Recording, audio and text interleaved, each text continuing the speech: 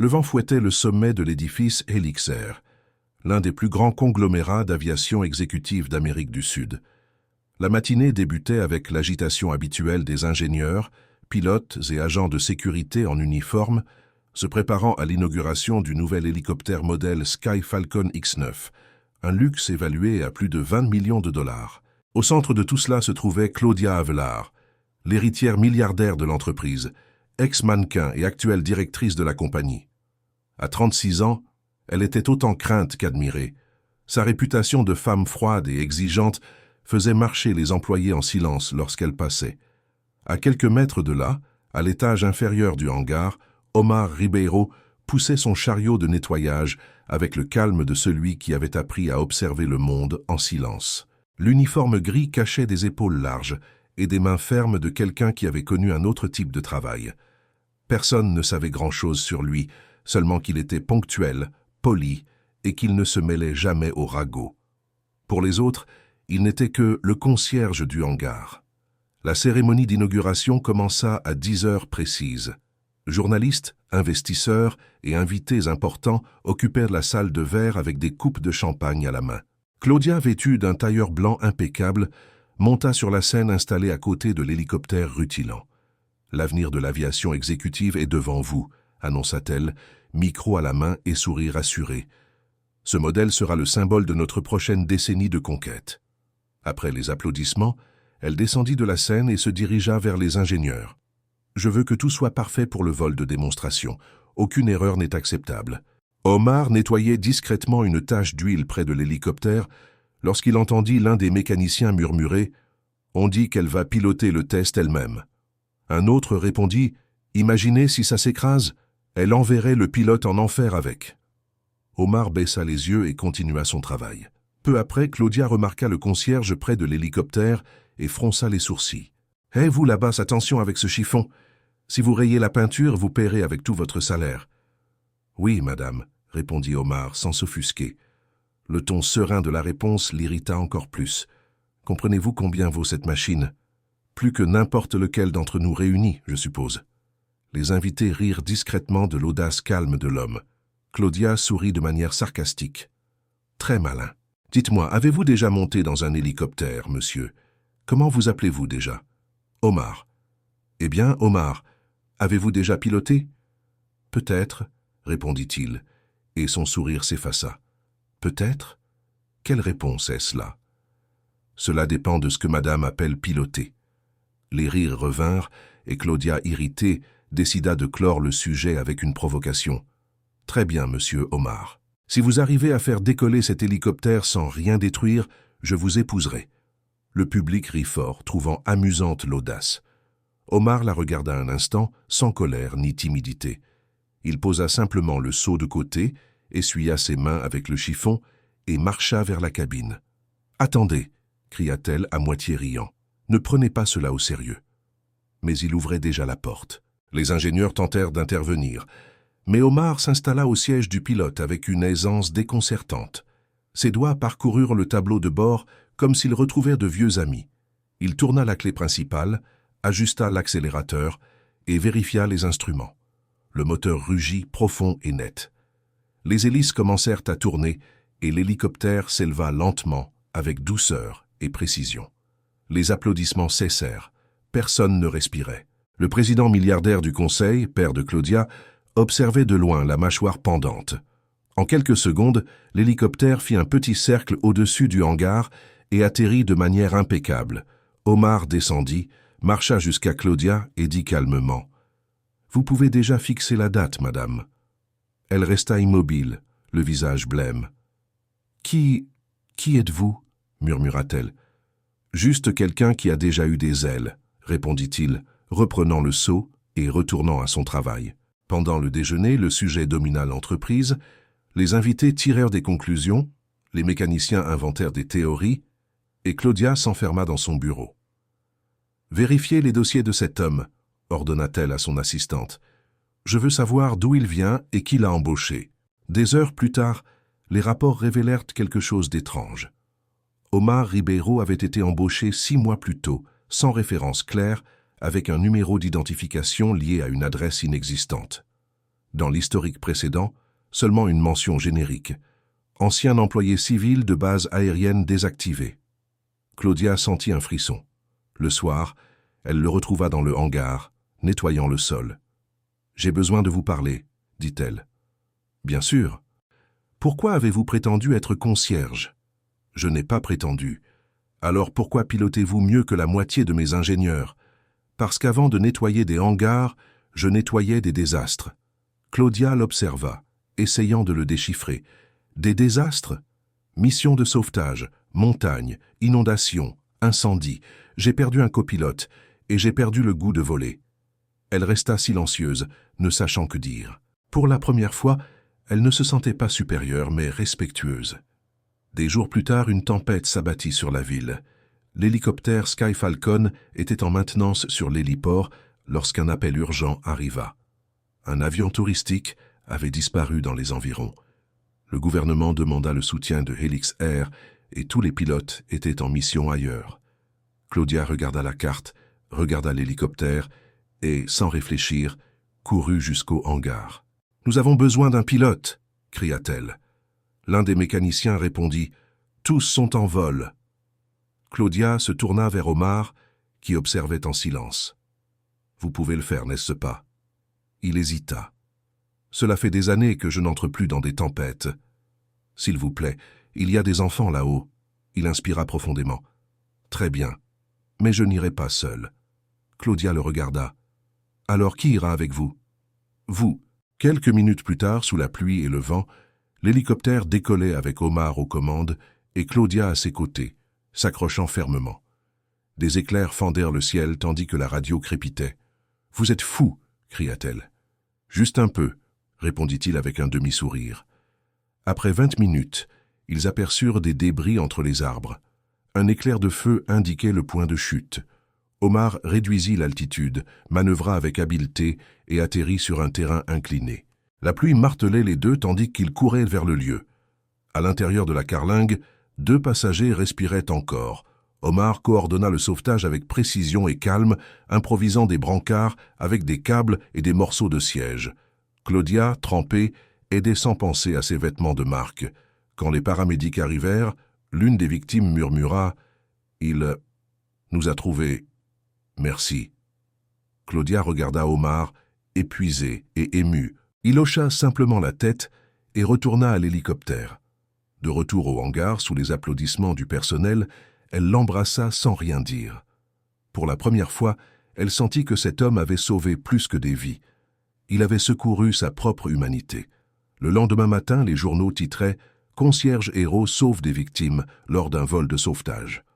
Claudia tenta d'empêcher la diffusion, mais l'histoire s'était déjà répandue. Omar refusa les interviews. « Je ne veux pas de gloire, juste la paix. » Dans les jours suivants, toute l'entreprise le traita avec respect. Mais Claudia sentait qu'il restait quelque chose à dire. Par un après-midi silencieux, elle alla le voir. « Omar, quand j'ai dit que je vous épouserais si vous pilotiez, je plaisantais. Je sais. Mais j'ai appris que parfois la vie fait des blagues qui deviennent des promesses. » Il sourit. « Et que veut promettre madame maintenant ? Je promets de ne plus jamais juger quelqu'un sur son apparence. Et je promets de garder cet hélicoptère prêt, au cas où un jour vous voudriez revoler. » Il la regarda sérieusement et répondit « Peut-être un jour, quand le ciel sera clair. » Elle hocha la tête, et pendant un instant, ils restèrent seuls tous les deux, avec le bruit lointain des hélices et l'éclat doré du crépuscule reflété sur le métal. Dans les jours qui suivirent, le hangar semblait respirer un autre type d'air. Le nom d'Omar courait dans les couloirs, mais il restait le même homme silencieux, recueilli dans sa routine. Il nettoyait le sol, entretenait les équipements et évitait les regards curieux. Certains l'appelaient héros, d'autres le craignaient par respect, mais pour lui, tout cela n'était qu'un écho lointain d'un passé qu'il n'avait jamais voulu revivre. Claudia, en revanche, n'était plus la même. La femme qui commandait autrefois d'une voix froide et arrogante observait désormais le travail des employés avec une attention sincère. Elle passait plus de temps dans le hangar que dans son bureau vitré et apprit même les noms des mécaniciens, des agents de sécurité et des cuisinières. « L'humilité est aussi une forme de leadership », lui avait dit son père un jour. À l'époque, elle avait trouvé cela ridicule. Maintenant, cela avait du sens. Un matin, Claudia entra dans le hangar et trouva Omar en train de réparer l'une des portes métalliques. « Vous savez tout faire, n'est-ce pas » plaisanta-t-elle, les bras croisés. « Seulement le nécessaire. »« Et voler, cela entre encore dans cette catégorie ? Cela dépend de l'endroit où vous voulez aller. » Elle sourit. « Vers un endroit où je pourrais comprendre comment quelqu'un qui a sauvé tant de vies préfère se cacher en nettoyant le sol. » Omar arrêta ce qu'il faisait et la regarda. Parce que parfois le sol est le seul endroit sûr quand on est déjà tombé du ciel. Claudia ne répondit pas. Ses mots restèrent suspendus entre eux, comme le bruit lointain d'une turbine. Il y avait une douleur dans sa voix qu'elle reconnaissait. La douleur de celui qui avait tout perdu.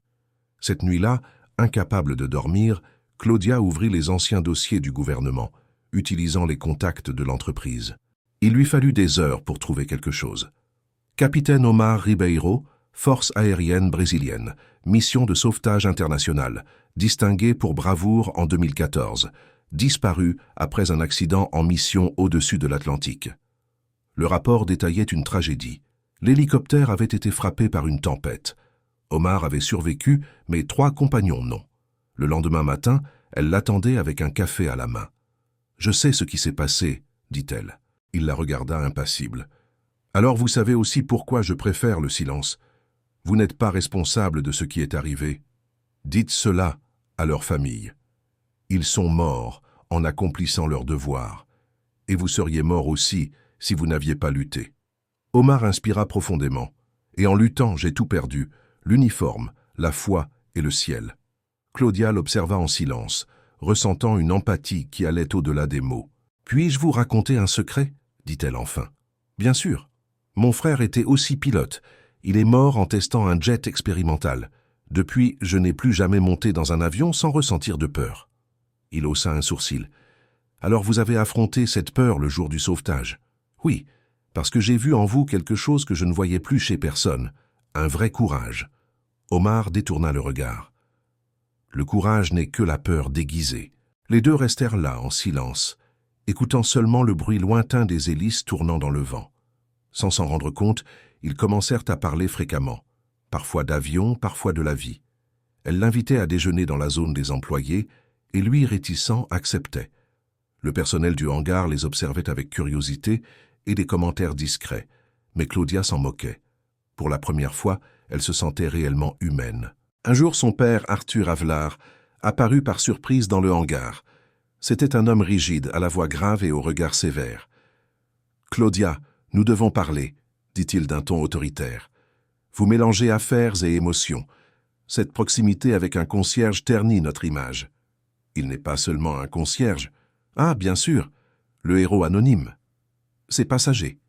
Les gens comme lui disparaissent quand la poussière retombe. » Claudia leva la tête. « Les gens comme lui maintiennent le sol ferme pour que des personnes comme vous puissent marcher sans tomber. » Arthur la regarda surpris. « Depuis quand me parles-tu ainsi ? » « Depuis que j'ai appris à respecter ceux qui travaillent avec moi. » Le père quitta le hangar irrité, sans imaginer que ces mots seraient le début d'un changement profond. Quelques semaines plus tard, Helix Air reçut une invitation officielle. Le gouvernement organisait une opération humanitaire dans une région montagneuse dévastée par des inondations. Ils avaient besoin d'hélicoptères de sauvetage. Claudia y vit une opportunité. Elle chercha Omar. « Ils ont besoin de pilotes expérimentés. Qu'en dites-vous » Il hésita. « Cela fait 6 ans que je ne participe plus à une mission. Alors il est temps de retourner dans le ciel. Et si j'échoue à nouveau ? Cette fois, vous ne serez pas seul. » Le lendemain, le hangar fut transformé en base de préparation. Techniciens, médecins et volontaires se déplaçaient avec énergie. Claudia et Omar passèrent en revue chaque détail de l'hélicoptère de sauvetage. À 5 heures du matin, le soleil teintait l'horizon lorsque les deux montèrent dans la cabine. Il la regarda. « Êtes-vous sûr de vouloir venir ?»« Oui. Si j'exige du courage des autres, je dois en avoir aussi. » L'hélicoptère décolla, fendant le ciel rose de l'aube. Des heures plus tard, ils arrivèrent dans la zone sinistrée. Le spectacle était désolant. Maisons submergées, personnes coincées sur les toits, enfants pleurant. Omar prit le commandement avec la sérénité d'un vétéran. « Concentrez-vous sur les coordonnées. Commençons par le nord. » Claudia observait, impressionnée par sa précision et son calme. Chaque mouvement était ferme, calculé. « Nous avons 2 personnes sur le toit bleu. annonça-t-il par radio. « Descendons. » Le sauvetage dura des heures. Vol après vol, Omar sauvait des familles entières, guidant l'hélicoptère au milieu de vents violents. Lors du dernier trajet, une rafale de vent croisé frappa l'appareil. L'hélicoptère vacilla fortement et un panneau clignota en rouge. « Panne du moteur auxiliaire !» cria Claudia. « Tenez-vous bien !» Omar lutta contre les commandes, stabilisant l'appareil avec effort. La sueur coulait sur son front. « Je ne tomberai pas à nouveau », murmura-t-il, les dents serrées. Avec une habileté surhumaine, il réussit à atterrir d'urgence dans un champ inondé. Les paramédics accoururent pour aider. Claudia était pâle, mais vivante. Omar sortit en titubant, épuisé mais souriant. « Nous avons réussi. » Elle l'embrassa fort. « Nous avons réussi ensemble. » L'image des deux se répandit sur les réseaux sociaux. La milliardaire et le concierge héros sauvant des dizaines de personnes. La presse voulait des interviews, mais Omar refusa. Claudia dit simplement « La vraie valeur réside en ceux qui agissent quand tous hésitent. » Quelques jours plus tard, l'entreprise reçut un hommage public. Lors de l'événement, le ministre de la Défense remit à Omar une médaille de mérite. Il la tint quelques secondes, puis la plaça dans les mains de Claudia. « Cette médaille est aussi la vôtre. »« Tennyson, répondit-elle émue, elle est nôtre. » Le père de Claudia, qui regardait en silence, se leva et applaudit. Puis il s'approcha d'Omar et tendit la main. « J'avais tort à votre sujet. »« Pas à mon sujet, » répondit-il, « à propos de ce que signifie voler. » Cette nuit-là, de retour dans le hangar vide, Claudia et Omar se tinrent côte à côte, observant l'hélicoptère, désormais marqué de boue et d'éraflures. « Il aura besoin d'un bon nettoyage, » dit-il en riant. « Cette fois, je vous laisse vous reposer. » Omar la regarda avec tendresse. « Vous avez appris vite. »« J'ai appris avec le meilleur. » Le silence qui suivit fut différent, chargé de quelque chose qu'aucun des deux n'osait nommer. Elle s'approcha lentement. « Vous savez, je me souviens encore de votre phrase ce jour-là, à propos de fixer la date. » Il sourit. « Je pensais que vous aviez oublié. Certaines promesses restent gravées dans l'air. Et que voulez-vous faire de celle-ci » Claudia inspira profondément. « La tenir un jour peut-être. » Omar baissa les yeux avec un léger sourire. « Peut-être. » Le lendemain matin, Claudia convoqua tous les employés. Au centre du hangar, elle annonça la création d'un nouveau programme de formation pour les jeunes défavorisés rêvant de devenir pilotes. Le nom ? Projet Hélice d'Omar. Il tenta de protester, mais elle l'interrompit. Ce n'est pas un hommage, c'est un legs. Les mois passèrent, et le projet devint une référence nationale. Omar assuma le rôle d'instructeur, quelque chose qu'il avait juré ne plus jamais faire. Il enseignait non seulement les techniques de vol, mais aussi des leçons de vie. Le ciel appartient à ceux qui ont le courage de regarder en haut, même avec peur, disait-il aux élèves. Claudia l'observait de loin, fière. De temps en temps, leurs regards se croisaient, et un sourire suffisait pour tout comprendre. Par un fin d'après-midi, alors que le soleil se couchait et que le vent soufflait doucement sur l'héliport, Claudia s'approcha d'Omar, qui terminait une leçon. « L'hélicoptère est prêt pour un test, » dit-elle. « Voulez-vous faire un dernier tour ?»« Dernier. » Avant de le livrer au nouveau groupe de cadets. Il hocha la tête. « Alors allons-y. » Ils décollèrent en silence. De là-haut, la ville ressemblait à une mer de lumière. Claudia regarda en bas, puis vers lui. « Vous savez, le jour où je vous ai défié, je voulais juste m'amuser aux dépens de quelqu'un. Mais aujourd'hui, je pense que le destin savait déjà ce qu'il faisait. »« Peut-être que le destin aime aussi les ironies, » répondit-il. L'hélicoptère plana au-dessus du coucher de soleil. Le reflet doré illuminait son visage. « Claudia, » dit Omar, brisant le silence, « je n'aurais jamais pensé revoler sans peur. Et moi, je n'aurais jamais pensé apprendre à respecter quelqu'un autant. Alors nous sommes quittes. » À l'atterrissage, ils se tinrent face à face. « Omar, » dit-elle en souriant, « si un jour je répète cette phrase, ce ne sera pas une blague. » Il rit doucement. « Et si je réponds, ce ne sera pas une surprise. » Cette nuit-là, le hangar resta silencieux, sauf pour le bruit des hélices s'arrêtant lentement. Le reflet du coucher de soleil brillait encore sur le métal, comme si le ciel lui-même témoignait du recommencement de deux âmes qui avaient appris à revoler, pas au-dessus des nuages, mais au-dessus de l'orgueil, de la douleur et du passé. Parce qu'en fin de compte, elle avait compris. Le vrai vol n'est pas celui qui t'élève le plus haut, mais celui qui t'apprend à regarder en bas avec compassion.